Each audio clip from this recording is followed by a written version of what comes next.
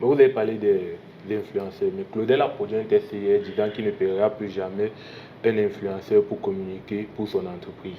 Parce qu'il dit que les réseaux sociaux sont déjà assez développés pour que quelqu'un puisse lui-même se mettre à communiquer et pouvoir vendre ses produits. Vous êtes d'accord avec cela, qu'on n'est pas obligé d'utiliser une personne qui a déjà une grande visibilité pour pouvoir vendre et qu'on peut se mettre nous-mêmes et quitter de 1 abonné à 1 million d'abonnés ou à 500 abonnés, là, puisque lui-même sa plus grande page, sa page personnelle qui a été bloquée, qui avait été bloquée là pour récupérer mettons 500 abonnés. Lui-même n'a pas 1 million d'abonnés. Tu veux dire 500 000? Et 500 000 abonnés autant pour moi.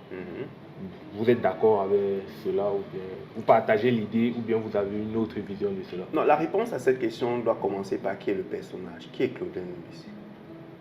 Quand ces propos viennent de Claudel Ndombisi, oui, il parle avec autorité. Claudel Ndombisi pratique les réseaux sociaux depuis peut-être 7 ans aujourd'hui. C'est ça qui constitue, c'est ça son entreprise. Les gens se demandent tous les jours, Claudel produit des contenus, machin, il travaille quand? Il est au travail. C'est ça son travail. À côté de tout ce qu'on peut voir derrière qu'il est en train de construire avec les équipes et compagnie. Mais il est au travail. Lorsque Claudel Ndombisi le dit, pourquoi je peux dire oui, pourquoi je peux dire non? Si ça me concerne moi, je dirais oui simplement parce que je maîtrise les mêmes codes que lui. Je maîtrise le domaine, c'est mon métier, je le maîtrise, je n'ai pas besoin d'une prestation particulière. Mais prenons quelqu'un qui ne maîtrise pas le couloir. Il aura forcément besoin, même prenons un principe simple. On a un groupe de gars sur Internet là qui se soutiennent entre eux. Qu'est-ce qu'ils font? Il va produire un texte, ou même aussi le charismatique que j'aime aussi bien, il peut produire un texte et à la fin il dit abonnez-vous sur la page de tel. C'est une façon de ramener une catégorie d'audience vers chez toi aussi. C'est comme ça que le principe marche. Mais Claudel Ndombisi, lui, il arrive à un niveau où il n'a pas besoin de ça. Lui, il a compris le... Toi, tu parles de Claudel avec seulement le texte qu'il a produit. Il faut voir la vidéo qu'il a produite pour les pisciculteurs. Oui, j'ai suivi cette vidéo. Cette vidéo, c'est en fait, il est dans le game. Tout à fait. Il est dans le game. Et qu'est-ce que ça lui a généré?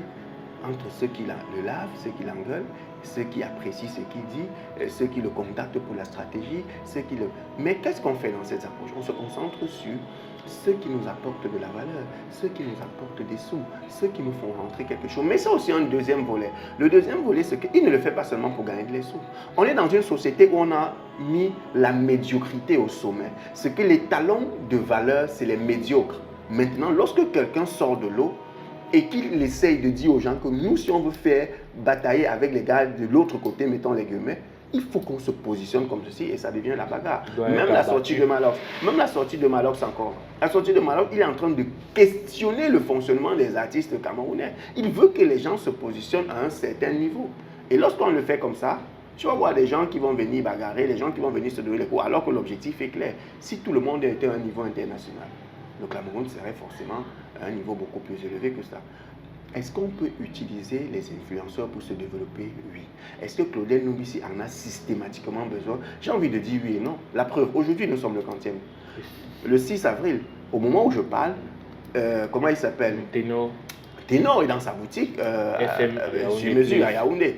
Donc, est-ce qu'il est en train d'utiliser un influenceur pour développer sa marque? Oui. Oui, mais est-ce qu'il a eu besoin d'aller forcément sur la page de l'autre pour le faire? Non. Mais Ténor a déjà une autorité, une popularité. Les gens viendraient là-bas, non pas seulement pour rencontrer Claudel, ils viendraient aussi parce qu'ils veulent rencontrer Ténor de face. C'est comme ça. Lorsque tu veux vendre un produit, tu demandais tout à l'heure, pour vendre un produit, il faut déclencher ce qu'on appelle le trafic. Et ce qu'il est en train de faire, il est sûr que si Ténor vient là-bas, et que même si je vais dire n'importe quoi, en une heure, il réussit à drainer 200, 300 personnes là-bas, ça va faire que plus de personnes, même si les gens partent sans acheter ces produits et tout, c'est pas bien grave.